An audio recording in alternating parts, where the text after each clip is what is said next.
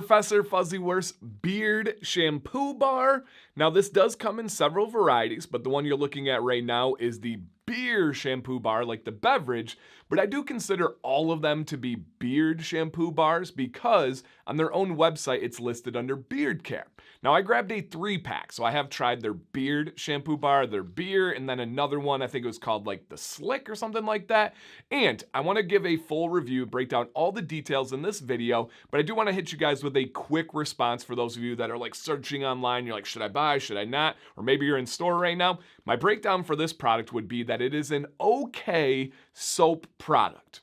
Now, I do not believe that this is a shampoo bar in any way. In my opinion, that's misleading, that's mislabeled, and it can lead to problems with your beard. Now, I think this is okay for your beard. There's some things I wish it didn't have, like beeswax in it. I don't get the point of having beeswax on a product that's supposed to clean and cleanse your beard. I wish that was out of there, but I believe this is okay on your beard once a week, but absolutely no more than once a week.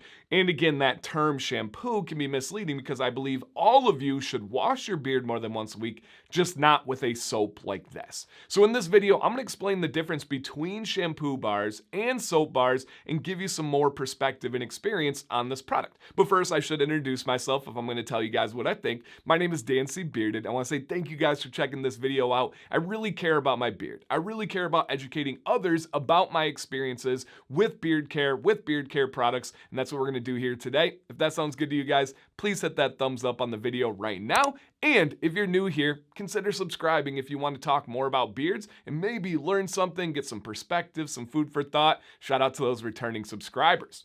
So, break this down. I have 2 other ones that I've used. This was the last one that I tried, and it's actually my favorite. That's why I have it down here. When I try soaps, I usually just cut off a piece. So one of the sides here, I slice down. It's about this shape. It's just a little bit smaller. I probably took off about 1/3 of it. It's also a good tip for anybody out there that uses solid bars. Cut them down so they don't get the water that's gonna break it down in the shower or in the humid bathroom, moist, I know everyone loves that word, but cut it off and put it into little segments. That can really help you out. That's what I always do. And then oftentimes I'll have extras, I'll save them, I'll pass it on to buddies. But I like the beer one because I like hops for my beard care. I really believe the power of hops can be beneficial to the skin and to the hair. I don't drink beer myself, but I love the smell of hops and I love the benefits. But so I tried all 3 of them, and again, I like them for soap. I do believe that this is soap, and there's 2 main differences between shampoo bars and soap. One is the making process, and then 2 is the end pH level. Now it's pretty simple. Soap has a pH that is above 8. Normally it's right in the 9 to 10 range. That's just scientifically speaking. No matter what anybody tells you, you cannot lower the pH level of soap. Shampoo you can use citric acid, there's a bunch of different things, but a shampoo, a true daily gentle beard wash, a beard shampoo is gonna be around the 5 to 6 level of pH. You can have a wiggle room of a little bit more than that, a little bit less than that, but right around 5 to 6 is a shampoo, right around 9 to 10 is a soap. This, I believe, I haven't tested it, I don't have the professional equipment to test, and those little strips aren't gonna do a good job of testing pH on something like this, but I would bet a lot that this has a pH of around 9 to 10.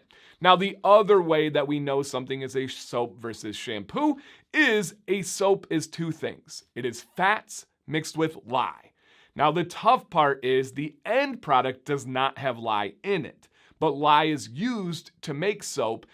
So there's a lot of companies, as the end result, there's no lye here, they don't list it on the ingredients. Now that's not something that the FDA would be happy about, and soap laws are pretty interesting on what you have to disclose and what you don't have to, but that's for another video and another time.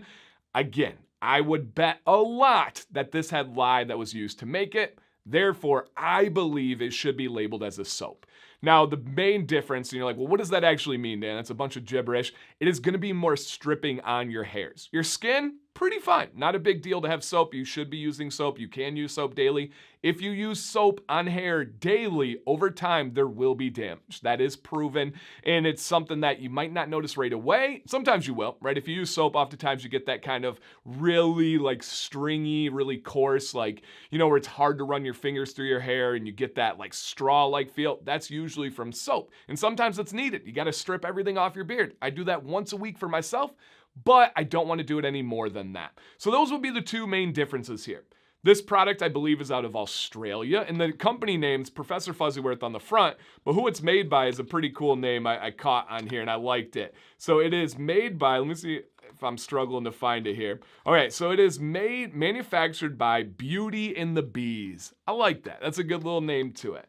So this goes for around $14. Now, I've seen it $2 cheaper than that on a sale. I've seen it $2 more expensive than on Amazon. So there is a wide range, but I thought the kind of baseline was going to be for around $14. Now, they make claims that this is worth 3 beard wash bottles. Well, depends on the beard wash. I have some beard wash where you just need a little pea kind of dime size amount and it lathers like crazy. That's going to last a lot longer. But one thing that I do respect is that this is not using any plastic. I'm okay with that. I think that's good for the environment. I think most of us can agree on that. Whether you think it's a big deal or not, that's up to you, of course. But I think getting away from plastic is a really, really good sign with this one. So overall, it is a good soap product. Again, I don't know why it has beeswax. That's going to gunk up the hairs. It can clog your pores. That just doesn't quite make sense to me. But to address all the questions I've been getting about this product for years and years, I've tried 3 different ones. Good soap, but don't use it more than once a week on your beard. So, questions, thoughts, experiences, let me know down below, guys. Have you tried this? How did it work for you? What are you wondering about this product and company specifically? What about soap? What about shampoo? I'm here to help you guys out. I will respond to every single question, and I do appreciate you guys watching today. My name is Dan C. Bearded. Please stay bearded and stay positive.